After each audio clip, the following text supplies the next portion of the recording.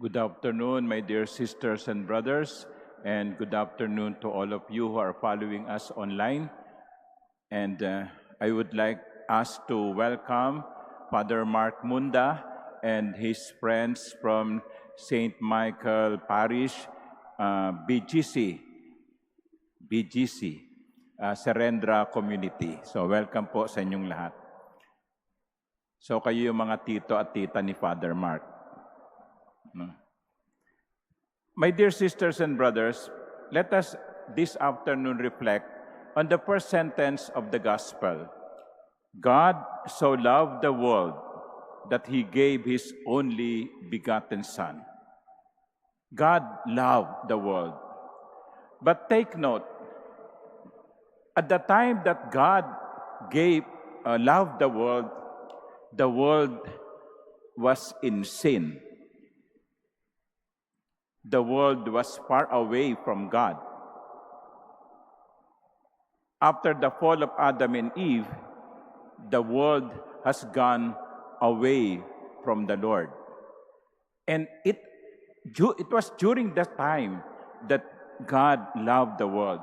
You know, my dear brothers and sisters, it is easy to love someone who is lovable. Di ba? Madaling magmahal kung yung minamahal mo, kamahal-mahal din eh.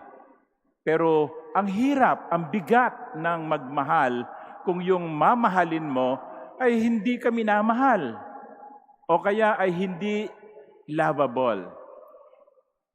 And that is who we are. By the time that God loved us, we were not lovable. And why did God love us in spite of us being unlovable? Because that is the nature of God. God is love. God is love. And He cannot help Himself to love even those who are not lovable. So maybe that is the first challenge to us this afternoon, to love even those who are not lovable. To love even those who are not returning our love. Because that is how God loves us. The second point of this sentence is when God loved, God gave.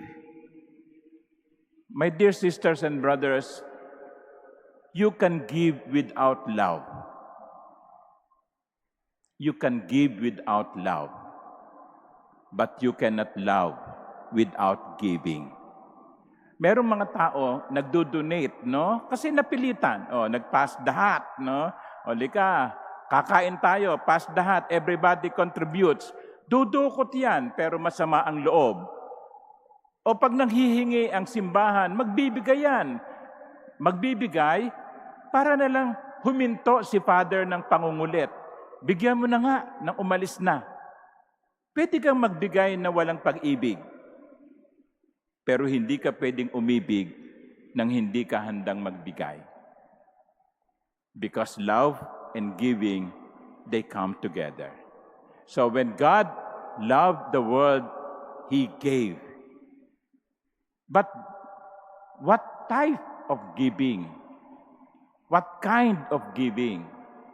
According to this sentence, His only begotten Son is the one that was given. The best gift. So when God gave out of love, He gave the best gift. You can give, but sometimes you give what you do not need. You can give, but sometimes you give something that is not the best. But when God gave, He gave His only begotten Son. Kaya kapag tayo ay nagbibigay, mula sa pag-ibig, ang dapat na ibinibigay natin ay ang pinakamainam. You know, Father Mark was my student, no? And he has a brother who was my student also.